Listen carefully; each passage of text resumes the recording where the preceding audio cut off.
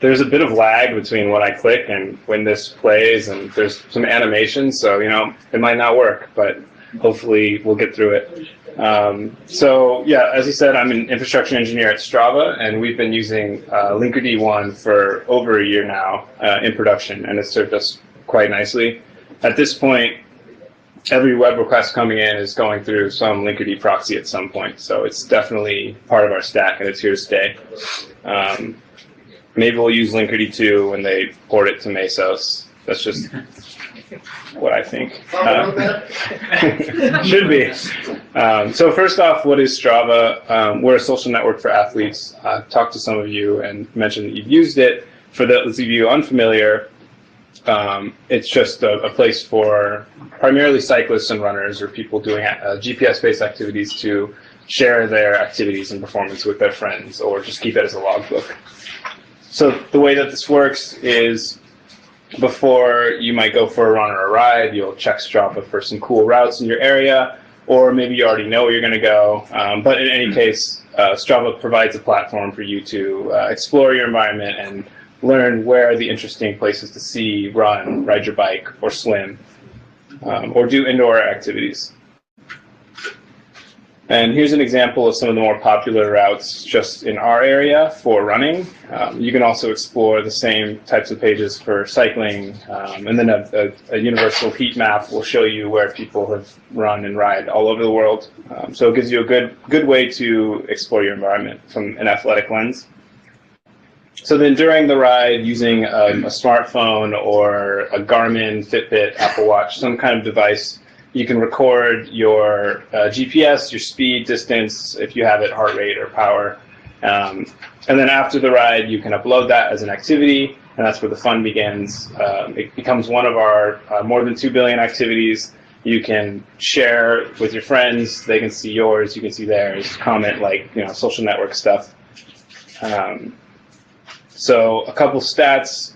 As we speak, we have more than 50 million activities uploaded each month. As I just mentioned, we recently passed our 2 billion activity mark, so that's pretty exciting.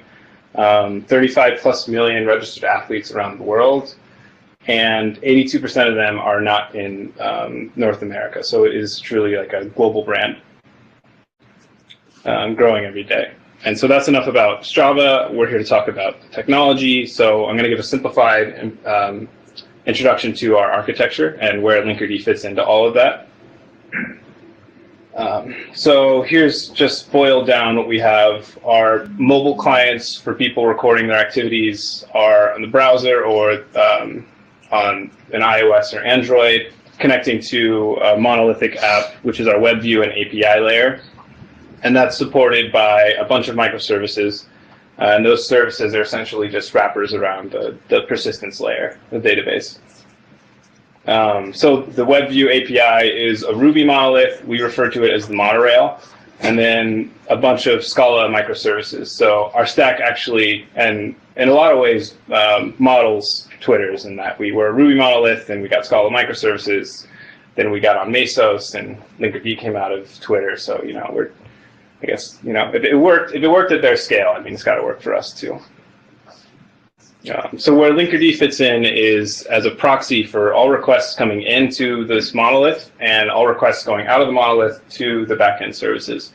So clients will connect to a load balancer, which gets proxied to Linkerd, which gets sent to the monolith, and so on. And this one in front, because web traffic is primarily HTTP, it's our HTTP router. And then we use Thrift internally to communicate between our services. So it's a Thrift router in the back. And all of these services are horizontally scalable, and we'll get into why I mentioned that towards the end. Another dimension to look at this, so we run everything on Mesos, not Kubernetes, and it's orchestrated with Marathon. So here we have a bunch of Mesos nodes, each of them having their own instance of Linkerd running on the host level. So if the green service needs to communicate with an orange service, it can always get to it through a Linkerd node running locally. And then up in the top corner, Namerd, we use that as our control plane to offload the actual routing decisions to the control plane. And Linkerd just focuses on the data plane. So that is how we use it. I'll go into why we use it over these 5 points, and I'll kind of dive more into number 4 and number 5. But first, it's open source, so for most intents and purposes, it's free to us, which is great. And we can come to understand at a more fundamental level what we're running in production, and that's really important to us. So it's nice that we're able to look at the code and see what we're actually running as a very critical part of our infrastructure. So there's a solid community. We're all here talking about Linkerd, which is pretty exciting. But more than that, the Slack channel is always active. Whenever I've had questions, usually get quick return over with good responses. And then just talking to members of Buoyant and all of you guys here, seems like a good community.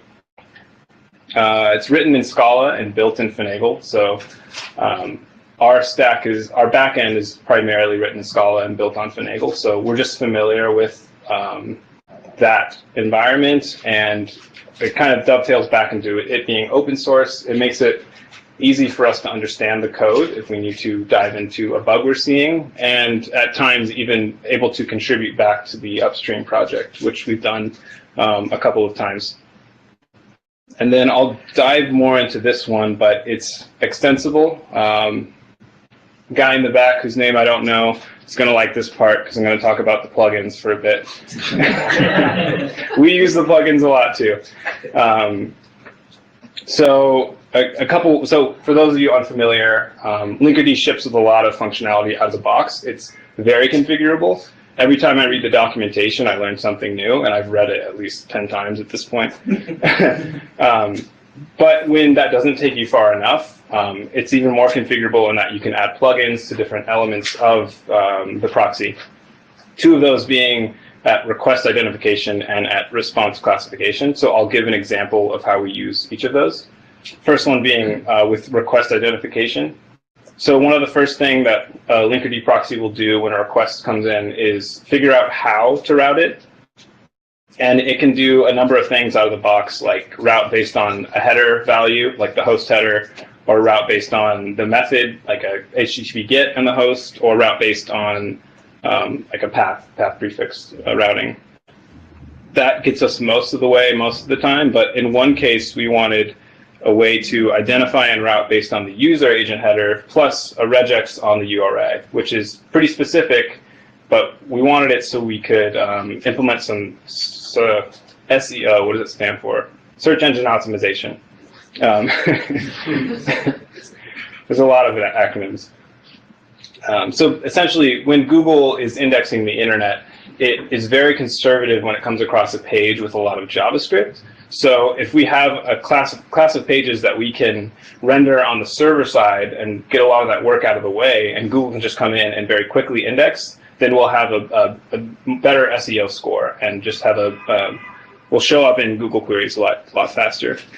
So we built an identifier that will check if the user agent is Googlebot and if the particular URI it's looking for falls into that category of one of our more static pages.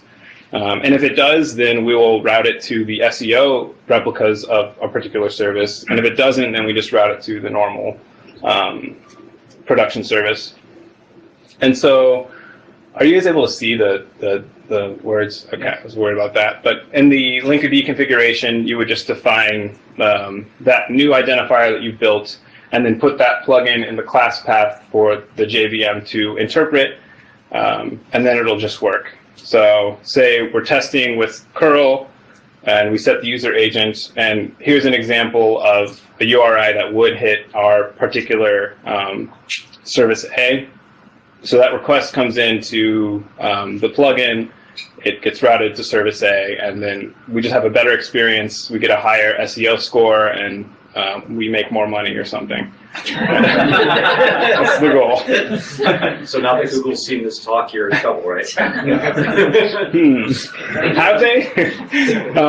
So then all the rest of the traffic will just go to the normal production services. So that's the ingress side on requests coming in. There's also the story about responses coming out. And for that, we might use a plugin for response classification. And where this has come in handy is with Graceful Warm Up with Retries. Oftentimes, it's might be attractive to just apply retries policies to requests so that, if something fails, maybe if you retry it, it'll work this time. But doing that blindly might cause more problems than it solves. If it truly is a non-retriable failure, then you're just creating more load on the service and you're getting this positive feedback loop. But it's still nice to have retries when you're pretty confident that the failures you're seeing are retriable. And a class of failures like that would be with when a service is warming up. Maybe for the first 3 or 4 seconds it's not able to respond, but you wait a little and retry, it'll be warmed up and the queues will be ready and you can start shooting requests. So when a deploy happens or you roll out a new service, it'd be nice to have this some retry logic around just that particular type of failure. And with a header classifier plugin, which I don't know why it's called a plugin because it actually already ships with Linkerd, but it's part of the plugins directory, gives us that functionality. So say we define some header, and if the value of that header is success, then the request was a success. If the value of that header is a retry, then we know it's a retriable failure. And all other values, or if that header doesn't exist, then it's a non-retriable failure. So again, this is what the Linkerd configuration would look like. Just adding the header classifier and then maybe some logic around the retry budget, how to back off, exponential back off, and all that stuff. So we use this when we turn on the monorail. When we're deploying new instances of it, we initially configure it to always send X service unavailable with this retry value. So while it's warming up, Linkerd will kind of know that it can retry these failures. And then by the time it's hot, Linkerd will retry the failures, and we just get some better performance when services are coming up. All right. So finally. And probably the largest reason why we like Linkerd and will continue to use it moving forward is its integrations with observability technologies. So we've explored a handful of those, like it integrates well with Zipkin for distributed tracing. We've used that for a bit. We're actually turning to do open tracing now, so that's off right now. It also integrates with StatsD for metrics and Prometheus, and we've actually, we have a lot of engineering effort right now to shift everything, all of our metrics into Prometheus. So it's been really nice that Linkerd really has that out of the box as like a first-class citizen. And it's really just 3 lines of configuration, and then any metrics that Linkerd is producing for the JVM or for the clients and services that it's proxying will just be exposed in Prometheus format to be scraped by some aggregator. And we use this in a handful of places, including using the Linkerd Viz dashboards and with our Prometheus metrics Explorer. So if you guys have run Linkerd, you're probably familiar with the admin UI, which is beautiful, and I really applaud anybody that had a hand in developing this. It's really cool. The problem is it's on the per instance basis. So this is only the UI that you see for one proxy when this proxy is running on every host in your Mesos cluster or as a sidecar of every application in your cluster. So we need a way to aggregate that to have a holistic view of everything that's going on with our proxies. And there is a project, Linkerd Viz, which does just that. So here is the Grafana dashboard of aggregating all of the Prometheus metrics for our cluster of Linkerd instances running in Mesos. And it's just a nice landing page when shit hits the fan and you got to debug an issue. You can see right here what might be failing and dig in further after that. And the other place is with the Prometheus metrics exporter. So again, the Prometheus admin dashboard, Prometheus can collect metrics from all different services, including your applications and your proxy layer in this case, and just gives you a nice way. Linkerd exposes a lot of metrics that allows you to dig in across a bunch of different dimensions. For example, I don't know if you can read up top, but this is just the 90th percentile latency for every request going through a particular router for our production environment. Another great debugging tool, another great observability tool when we're debugging something or trying to fix an issue. And so I'll probably just end with talking about our autoscaling, which Linkerd has a hand in helping us with. I gave this talk at Kubecon back in December, so if you want to check that out, the link's here. I could probably find a way to share the slides. But essentially, we do a lot of autoscaling because our loads change dramatically from day to day as people are more or less active, or seasonally. And unfortunately for us in the US, our busiest time is like Sunday at 3 a.m. when London wakes up. So somebody usually gets paged then. So what is a PID controller? A controller in any system is just an algorithm designed to maintain the desired state of an error-prone process. And there's a couple key components, including the set point, which is what state you want to maintain, and that might be you want to use 80% CPU utilization on your processes. The process variable would be what you're actually measuring as far as how much CPU is being used. Error would be the difference between those two values.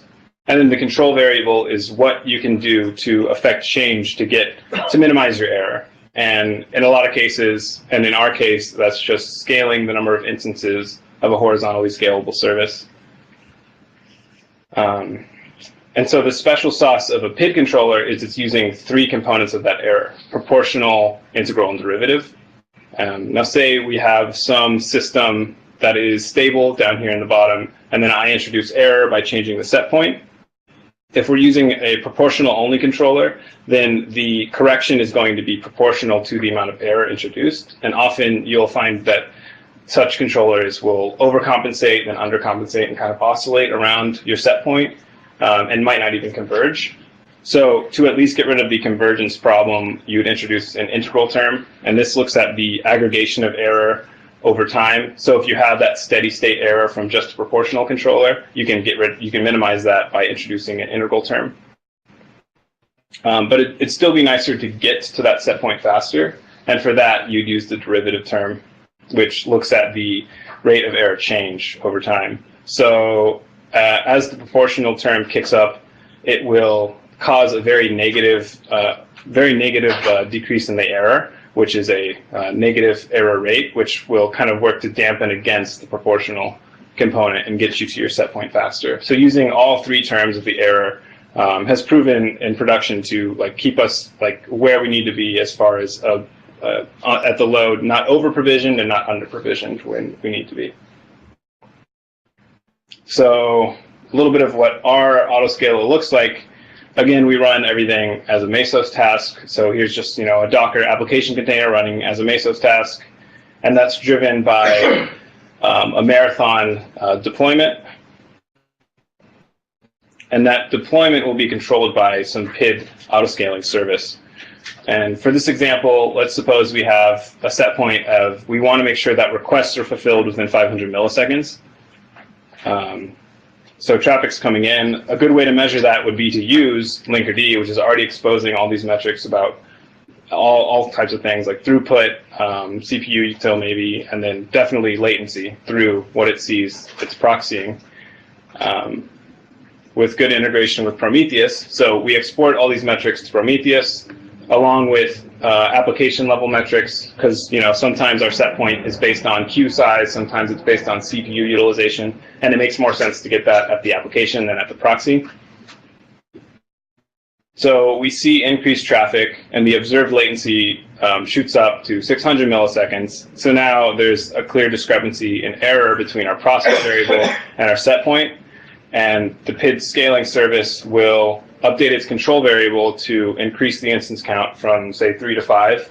So now we're load balancing across 5 instances, and theoretically that will help and bring the latency back down, and all without waking up the on-caller. So at the cluster level, we have all of these host-based Linkerd instances reporting their metrics up to Prometheus. increase traffic, so the PID autoscaler will kick in and potentially cause some deployment across the cluster.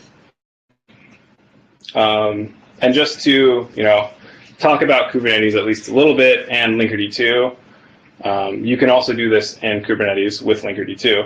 And it'd be similar, except instead of a marathon deployment, you might have a Kubernetes deployment object. And instead of running the host-based model that we run with Linkerd 1 being the JVM, it might not be a good idea to run one instance of Linkerd with every application container. But when it's Rust, that actually might not be a problem. So you could run it as a sidecar model where each application gets its own sidecar that's proxying all its traffic, still reporting metrics to Prometheus. And then instead of our PID scaler, you would use the horizontal pod autoscaler, which is a Kubernetes object and a implementation of the custom metric server that reads from Prometheus data. So from there, it's very similar.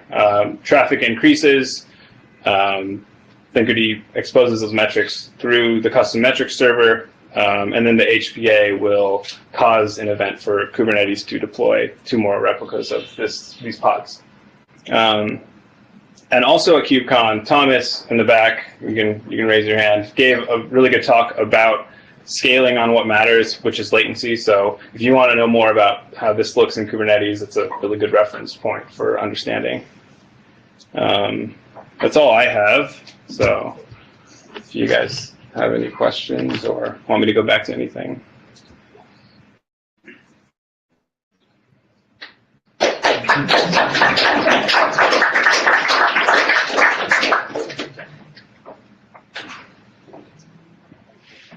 Do you have tolerances as far as like how much leeway an autoscaler has? Is there like a hard limit and then you get paid, or what does that look like? Yeah. Well, there are certainly like manual overrides. So if like we are paged for some reason because the autoscaler couldn't keep up or was stopped for whatever reason, if we cause a scaling event ourselves, then the autoscaler will like stay away for the next, 2 hours, 3 hours. And then I'd say, yeah, there certainly are tolerances, and we do set like assurances that something won't scale up by like 500% over like the next 3 minutes. So it's within reason. And the integral term is actually a big part of keeping that the case, because the integral is kind of like looking at all of the history and keeping you from just working based on a proportional component, which might be more reactionary to immediate changes in load. Are you using this Linkerd 1 to do blue-green testing? Or do you have a separate so we actually do. I'd say we use it a lot for like individual builds of things. Like let me give a concrete example. If you're rolling a new microservice in some form, do you route, once you think it's working, do you sort of slowly route load to it? Yeah, we do have what we call candidate deploys, where we essentially set up a D tab that automatically like 10% or something. 10% and then 90% here, and then like we can update that in control plane to do like to switch that or do like 20%, 80% and go up from there. Okay, so you are using that. Yeah. In production mode. Yes. Are you doing that just through the name or DUI? Yeah, we don't have very sophisticated tooling around that, but because it happens so far and few between, like we usually just take the hit of like somebody on the CLI, just like kind of being there in the process. In service of that, how did you name your APIs? So you can detect. How do you do versioning? Versioning. It's been a never-ending battle to figure out the best way to do that. We tag the candidate one with candidate. So you do one candidate at a time? Yeah, generally. Okay. Yeah. Otherwise, it's hard to like isolate like effects, because oftentimes these candidates are driven by A/B testing, and if you have 3 candidates out, it's hard to isolate. Like what change was the best for whatever we're trying to improve. Okay.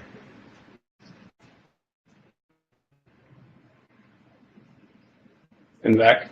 Maybe an unfair question. I should start by saying I'm a happy Strava premium user. I've been for years. Thank you. Yeah, let's do a round of applause for that. That's a thing. I noticed I use a third-party heart rate monitor app to record my data, and then uploads after the fact to Strava. And I noticed if I work out in the middle of a weekday, I get notified within seconds. Like less than 5 that all my workouts are uploaded. And if I do that on Sunday, I think you might know why. so is that not under Linkerd control, or what's the story? What's that? Is that not under Linkerd control, or is that? Well, I mean, with the distributed system, there's so many ways that failures are introduced at higher loads compared from Sunday at 3 a.m. or in the middle of the morning versus Wednesday at noon. I probably can't answer that off the bat what that particular issue is, but it's If just you renamed the service to Googlebot, would it be faster? maybe. Yeah, I'd love to talk to you more about that after the fact and hear what your biggest issues with it are, and we can. I'm a happy user. Okay. It's a asynchronous task. Who cares? Yeah, exactly. It's eventually consistent. However long eventually means.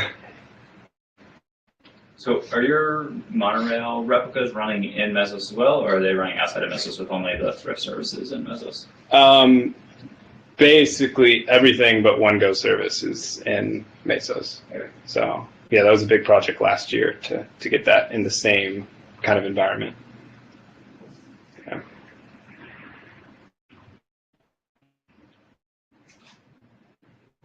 Cool. Well, thank you. Good job.